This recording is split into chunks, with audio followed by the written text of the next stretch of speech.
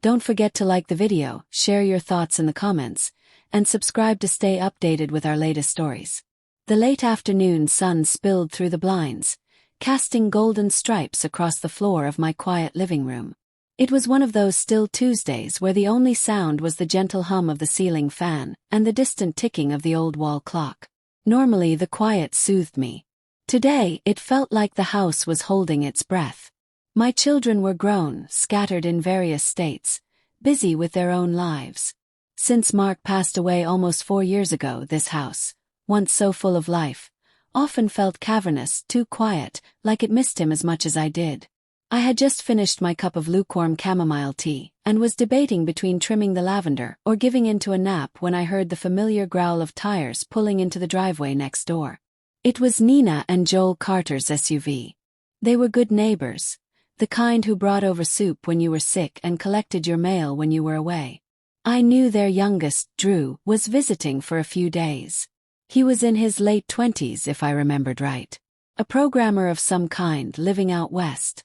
I'd seen him occasionally during holidays, tall and reserved, always with earbuds in or his nose in a screen. Polite but distant. He reminded me of a song I once heard but couldn't name. Familiar yet unreachable. That evening, the local neighborhood group was holding its annual summer potluck at Maplewood Park. Usually, I'd bring my cucumber salad, make conversation with familiar faces for an hour, and then slip away. It was one of those suburban rituals that lingered long after their novelty wore off. But tonight something pulled at me. Maybe it was the stillness of the day. Or maybe it was just the ache of wanting to hear a voice that wasn't coming from a podcast or the evening news. So I went. The park was alive with activity. Kids racing through sprinklers, parents corralling toddlers, the air thick with the scent of grilled chicken, sunscreen and citronella. I found an open spot on a shaded bench under a spreading elm tree, balancing my paper plate and plastic fork, when someone approached. "Is this seat taken?"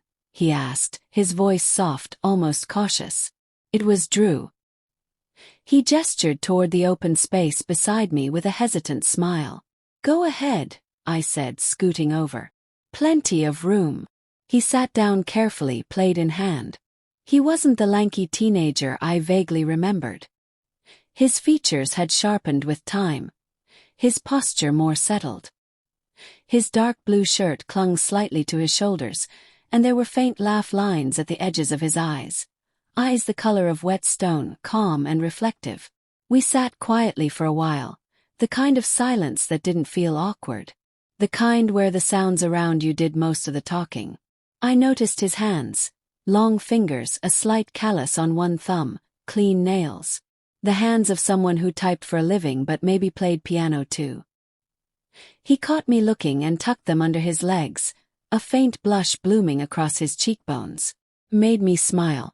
"Your mom's spinach dip is always the first to go," I said, breaking the silence. He laughed, a warm, surprised sound. "She's pretty smug about it. Claims she invented the recipe, but I'm pretty sure it came from a magazine in the 90s. Let her have it. Some myths are worth keeping alive." He grinned, taking a bite of the dip in question. "So you're Emma, right? My mom talks about you." "That's me," I said.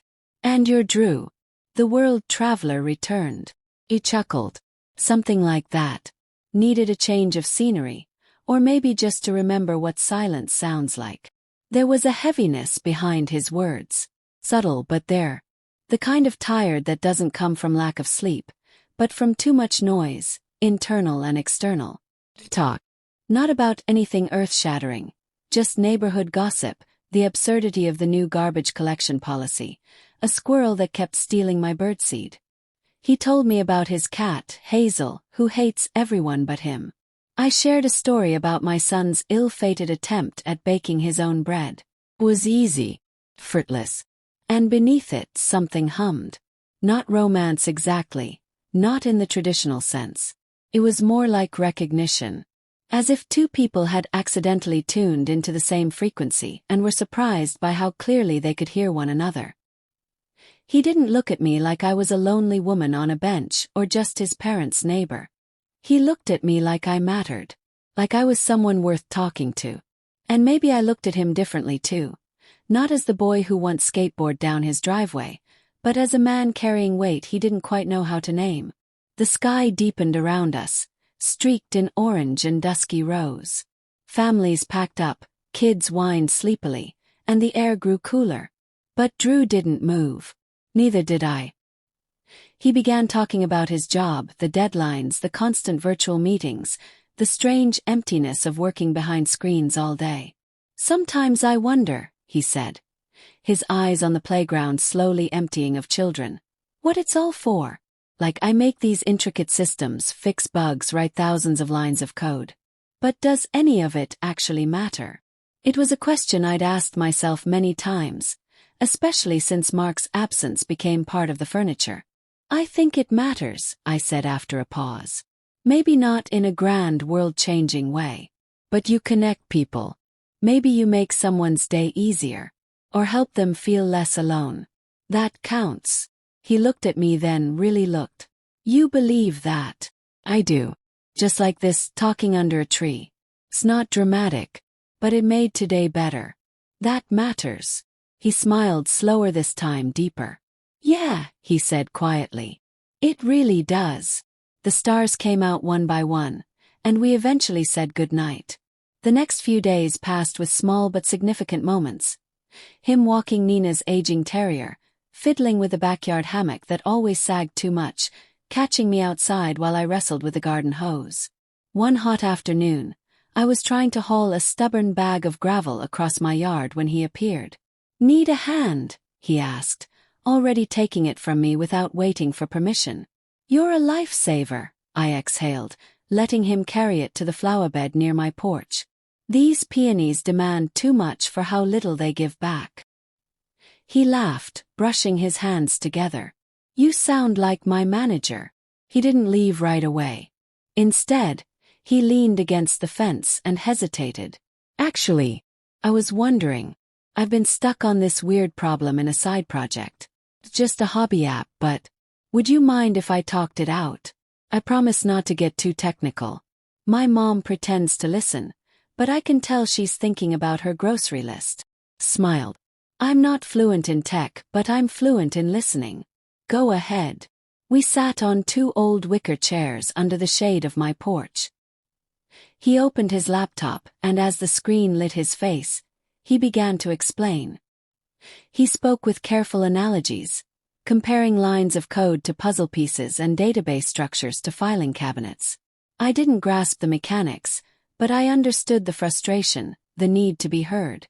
Somewhere in the middle of my asking a clumsy question about user flow, his fingers flew over the keyboard.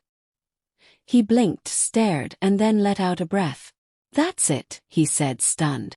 "That's exactly it." I raised an eyebrow. "You pointed me right to it," he said, beaming. "I had the validation step in the wrong loop. You just saved me hours." I laughed.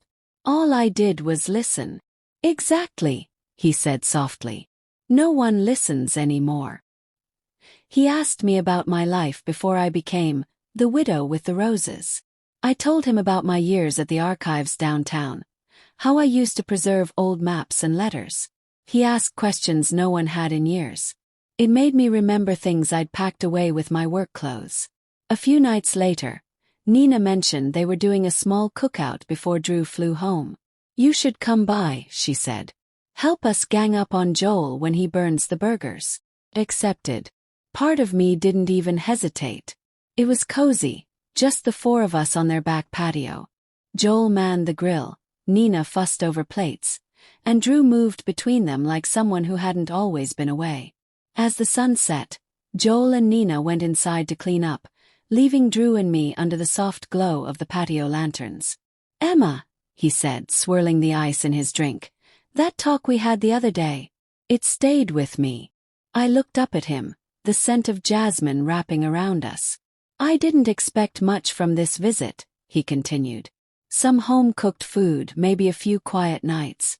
But you made it feel different, real. You didn't try to fix me. You just let me be." I held his gaze. Maybe it's because I've learned the hard way that people don't need fixing. They just need space to be seen. He looked at me like I'd handed him something precious. The moment stretched. He leaned slightly forward, his fingers brushing against mine on the armrest. It wasn't a touch of invitation. It was acknowledgement, connection. And I didn't pull away.